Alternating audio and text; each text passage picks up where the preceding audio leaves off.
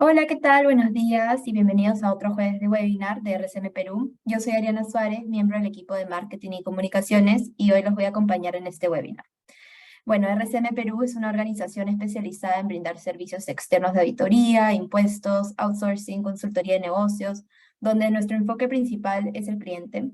Contamos con más de 800 oficinas, tenemos más de 50 años de experiencia y estamos en el sexto puesto en el ranking mundial. También estamos en más de 120 países y contamos con más de 41.000 trabajadores. Y bueno, antes de empezar, recuerden que si tienen alguna duda o consulta, pueden escribirnos a legal@rcm.p y al finalizar la presentación vamos a proceder a resolver las preguntas.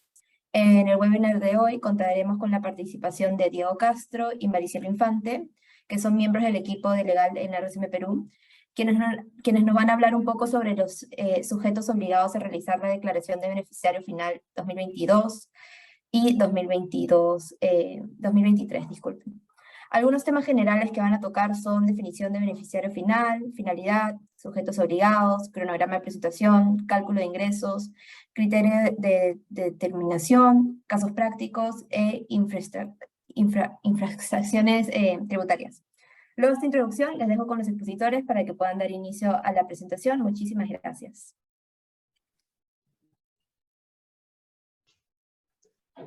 Muchas gracias, Ariana. Vamos a comenzar con el webinar del día de hoy. Y como ya lo habían adelantado, el tema es el beneficiario final, ¿no? Y la primera pregunta que nos llega es, ¿quién es el beneficiario final, no? Es lo primero que nos deberíamos preguntar. Muchas veces nos pasa que nos preguntan si es que el beneficiario final puede ser una empresa jurídica, o sea, es decir, una empresa. Y la respuesta es que no, el beneficiario final siempre va a ser una persona natural, una persona física. Entonces, aquí va a depender en qué nivel va a estar esta persona física, sea una persona que participa directamente en la empresa como accionista, o que esté en un nivel superior, o en algunos otros criterios que vamos a ver posteriormente, ¿no? Entonces, esa es la definición de quién es el beneficiario final. Podemos regresar, por favor, para leer lo que decía en la diapositiva. Es la persona natural que efectiva y finalmente posee o controla a la persona jurídica o entes jurídicos. Es decir, que no necesariamente tiene que ser una persona que tenga acciones, sino que también puede basarse en un criterio de control, que lo vamos a ver posteriormente. Entonces, ahora sí, pasamos a la siguiente. Y lo segundo que tendríamos que saber es qué es lo que busca el beneficiario final. ¿Por qué es que estamos declarando el beneficiario final? ¿Por qué es que no surge esta legislación en Perú? El principal motivo es las reglas OCDE que se establecen a nivel mundial y que Perú quiere participar, ¿no? de este grupo, el OCDE. Este tipo de beneficiario final no es algo solo único de Perú, sino que es una política que se establece para todos los países que quieren pertenecer a la OCDE o que pertenecen ya a la OCDE, ¿no? Y cada legislación lo va regulando de forma particular, pero la finalidad principal son tres. El primero, fortalecer la lucha contra la evasión y la elusión tributaria. Segundo, quiere garantizar el cumplimiento de las obligaciones de asistencia administrativa en materia tributaria, es decir, para que las administraciones tributarias de los países que pertenecen a ciertos convenios que puedan tener de intercambio de información tributaria puedan realizarlo, es decir, que eviten que se evadan impuestos a nivel internacional.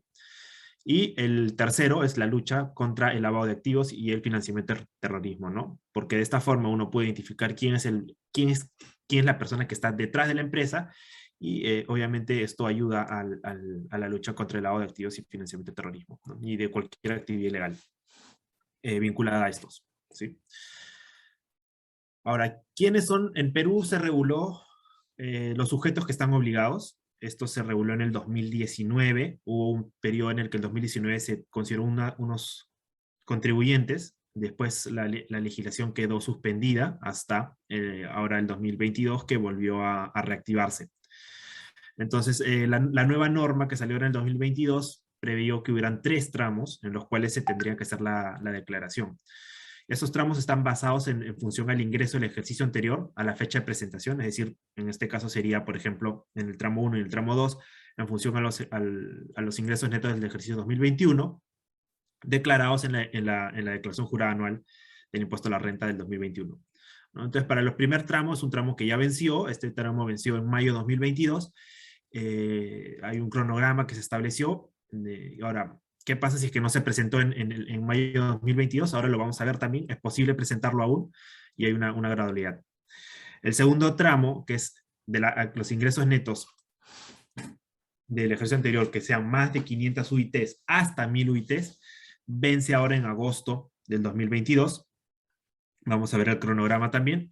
Y para el tramo 3 ya sería más de 300 UITs, que como van viendo va reduciéndose el importe de los ingresos netos a fin de que la mayoría de las empresas estén comprendidas dentro de la declaración, ¿no? Y este último tramo 3 será en el mayo de 2023 y se tendrá que tomar en cuenta la declaración jurada anual del ejercicio 2022. ¿Sí? Entonces, vamos a pasar a la siguiente. Aquí están el cronograma de presentación de SUNAT, tanto para el tramo 2 como el tramo 3. El tramo 1 ya venció, como habíamos dicho, en mayo, por lo tanto ya no lo hemos considerado, pero se puede igual presentar si es que si se estaba en ese rango.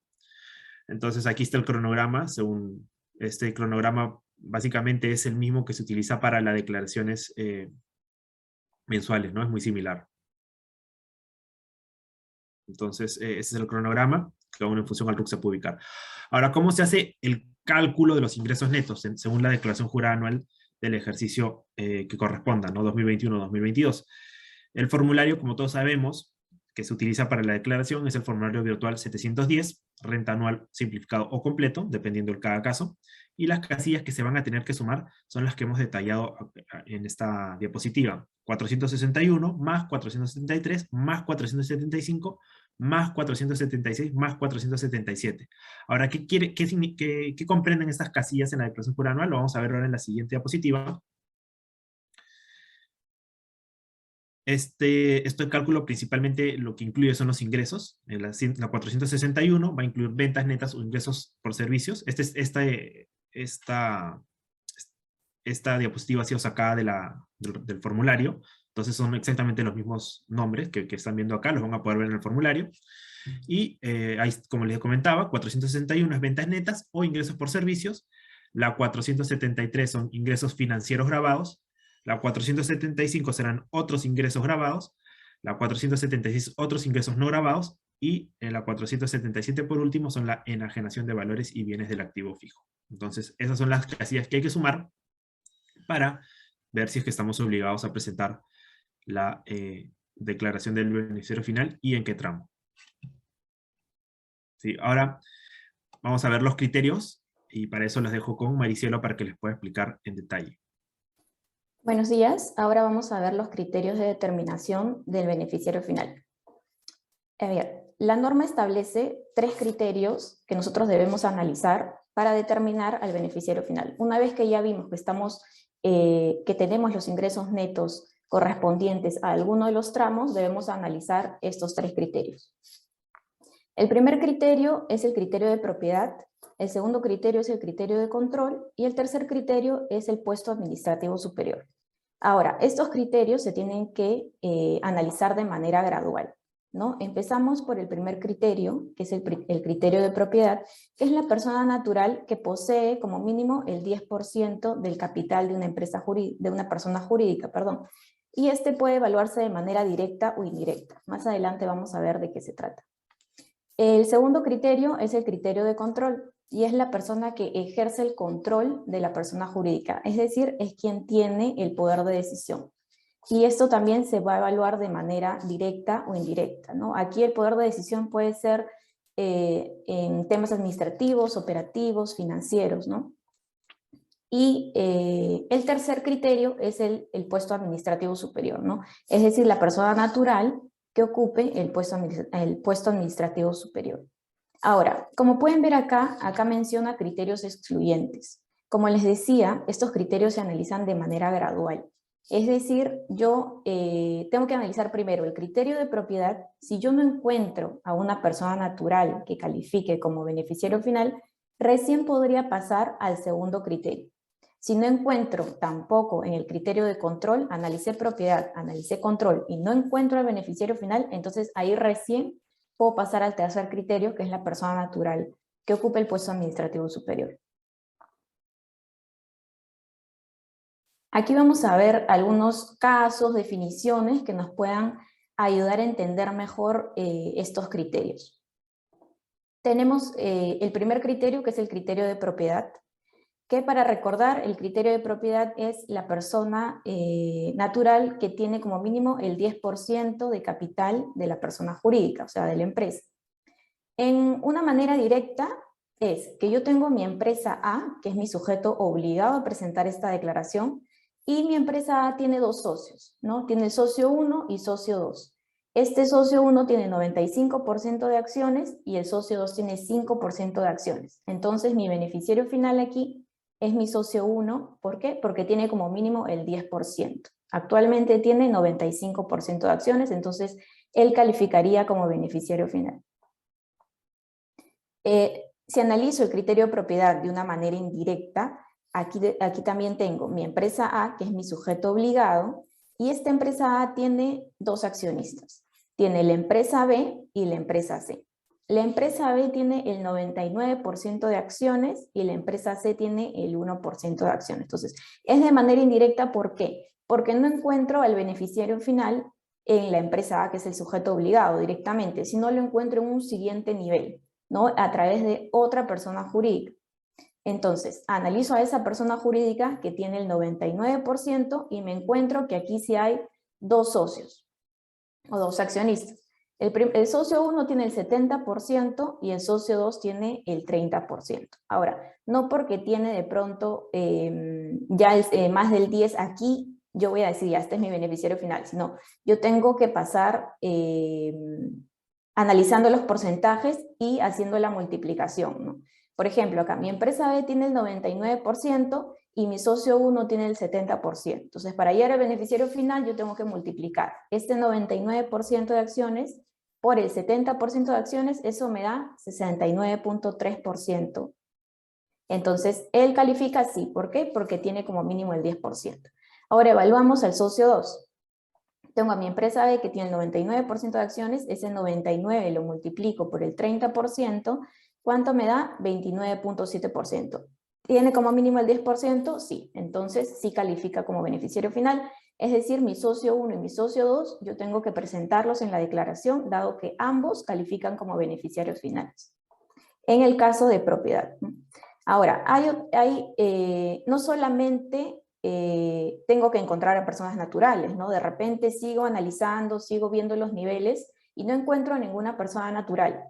Entonces, ¿ahí qué hago? Ahí recién paso al siguiente criterio, que es el criterio de control. ¿No? ¿Por qué puede que no encuentre una persona natural? Porque de repente esta empresa cotiza en bolsa y hay un montón de inversionistas y ninguno tiene como mínimo el 10%, ¿no? Entonces ahí ya puedo pasar al siguiente criterio. Bien, el siguiente criterio es el criterio de control. Y aquí es la persona natural que ejerce el poder de decisión en la compañía, pero tenemos que evaluar que tenga más del 50% de votos en los órganos de administración, dirección equivalente, ¿no? Aquí va a ser una persona natural que tenga, como les comento, más del 50%, es decir, que tenga la mayoría de la decisión, la mayoría de los votos, y esa persona va a calificar como el beneficiario final de control de esta empresa A, que es mi sujeto obligado.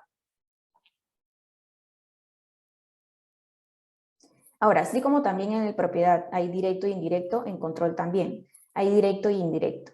De la manera indirecta podría ser igual, parecido al de propiedad, que no encuentro el beneficiario final de manera indirecta en mi sujeto obligado, que es mi empresa A, sino que lo encuentro en el siguiente nivel, ¿no? A través de otra persona jurídica, puedo ver que hay una persona natural que ejerce las decisiones o tiene las facultades de decisión en mi empresa A, que de manera indirecta, ¿no? O sea, en un siguiente nivel, en una persona jurídica que está más arriba, encuentro de repente a este beneficiario final de criterio de control, que califique como criterio de control indirecto. Entonces, ¿qué facultades tiene que tener? ¿Qué tengo que ver yo? ¿Qué tengo que analizar para ver que califique de manera indirecta? Pues que pueda designar, remover a la mayoría de los órganos de la alta dirección, por ejemplo, de los órganos de supervisión. Entonces, Si tiene esta facultad, calificaría como un criterio de control. Ahora, también podría ser que ejerza la mayoría de votos para aprobar decisiones operativas, financieras, administrativas, comerciales. También podría ser que sea un beneficiario final que tenga esta facultad.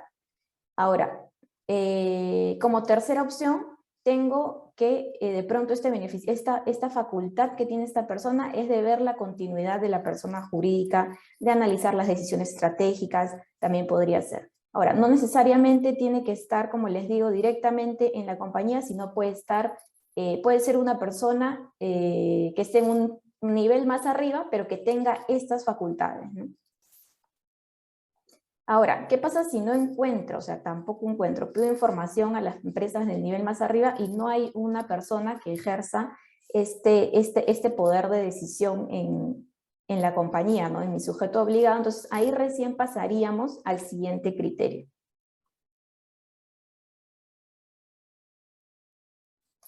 El siguiente criterio es el criterio administrativo superior. Ahora, ¿quién es la persona que califica como administrativo superior en la persona jurídica?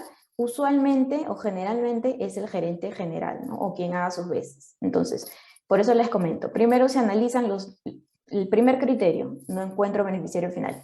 Tengo que analizar el segundo criterio, no encuentro a un beneficiario final, entonces ahí recién paso a este tercer criterio, en donde encuentro que tengo al gerente general quien suele tomar las decisiones, ¿no? Pero es por descarte, no puedo analizar el que yo deseo.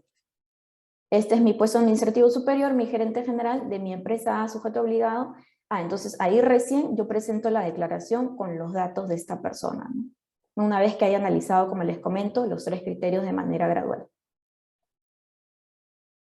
Ahora, ¿hay infracciones? Sí hay infracciones. ¿Qué pasa de pronto si no presento mi declaración jurada de beneficiario final? Entonces, yo tengo una sanción que es una multa equivalente al 0.6% de los ingresos netos del ejercicio anterior.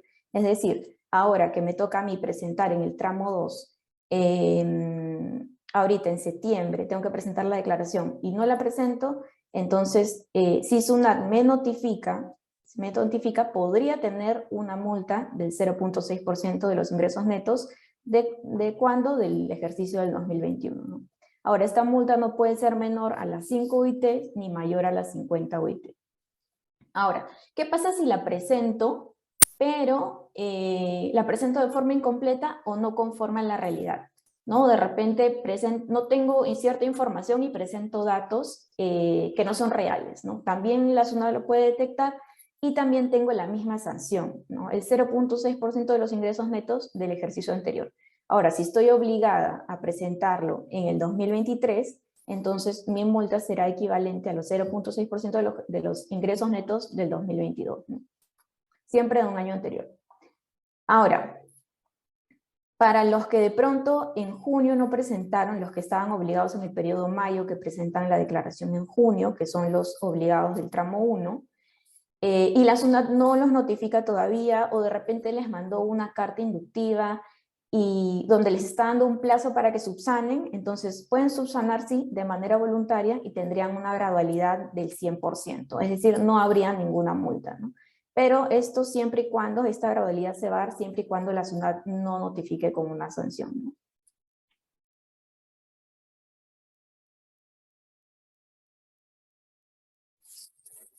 Bien, eso sería lo que queríamos compartir. Muchas gracias, Diego, Maricielo, por la presentación que han realizado. Ahora vamos a proceder a responder las preguntas que nos han enviado. Pero recuerden que si no han llegado a enviarme una pregunta al correo, pueden hacerla en este momento levantando la mano. Comencemos con la primera pregunta. ¿Qué pasa si no presento la declaración de beneficiario final?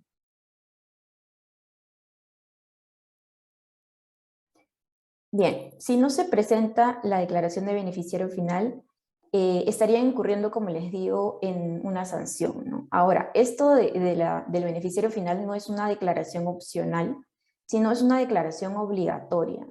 Entonces, en caso no se presente, si tienen la oportunidad de poder presentarlo, te van a tener una gradualidad del 100%, pero como les comento, siempre y cuando la SUNAT no los notifique, ¿no? Con alguna resolución de multa, ¿no? Muchas gracias, Maricielo. Por acá tenemos otra pregunta. ¿Cuál es el monto de ingresos que debo tener para estar obligado a presentar la declaración en septiembre?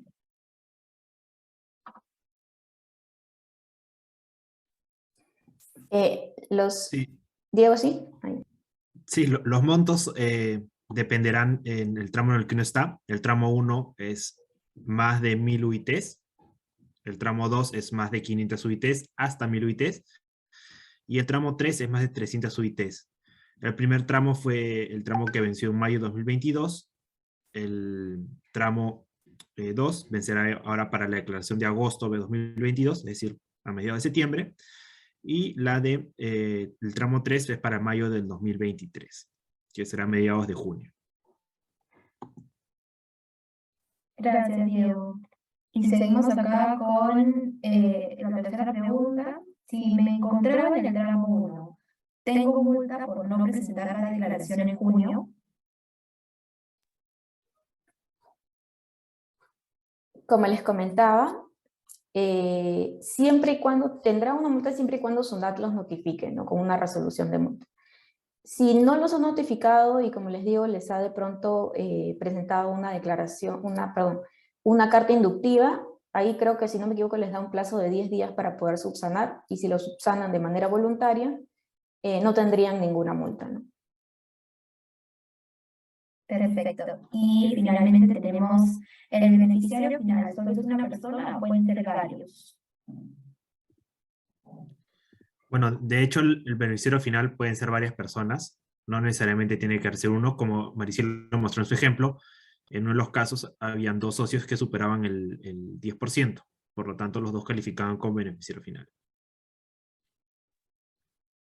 Gracias por las respuestas. Estas eran las preguntas que teníamos.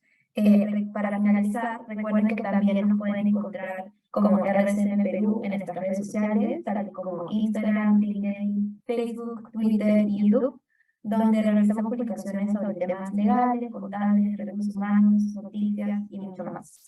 Entonces, muchas gracias por conectarse y nos esperamos en un próximo jueves de webinar en RCM Perú. Gracias. Gracias, hasta luego.